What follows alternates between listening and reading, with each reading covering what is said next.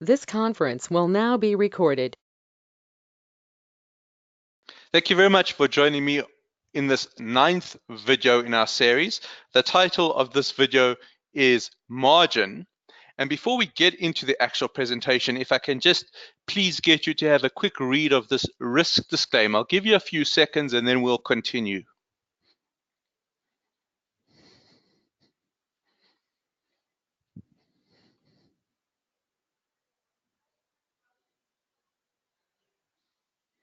Okay, thanks very much for that. Now, in the previous video, we assumed a leverage ratio of 10 to 1. And with this ratio, to control a $10,000 stake, the trader is able to borrow 90% or $9,000 and maintain 10% or $1,000 in their trading account. So to keep this position at 10 to 1, the trader always needs to maintain a 10% personal margin in their account. And that is effectively a good faith deposit, and this is called margin. And it's an important concept because it has ramifications. Consider the slide. We've got two positions here. In the first position, the account size is $1,000. The trader uses the $1,000 for as all the margin. In other words, takes a total position of $10,000, effectively borrowing $9,000 and using the $1,000 as the margin required. So there's no free money, there's no free margin in that account. That $1,000 that's in the account has completely been allocated to the margin or the good faith deposit.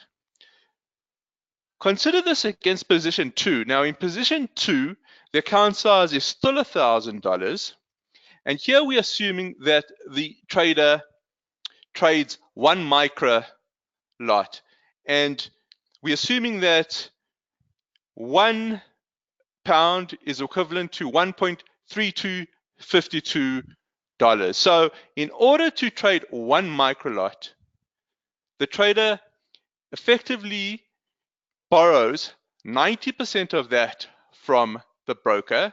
So the total position is $1,325.20.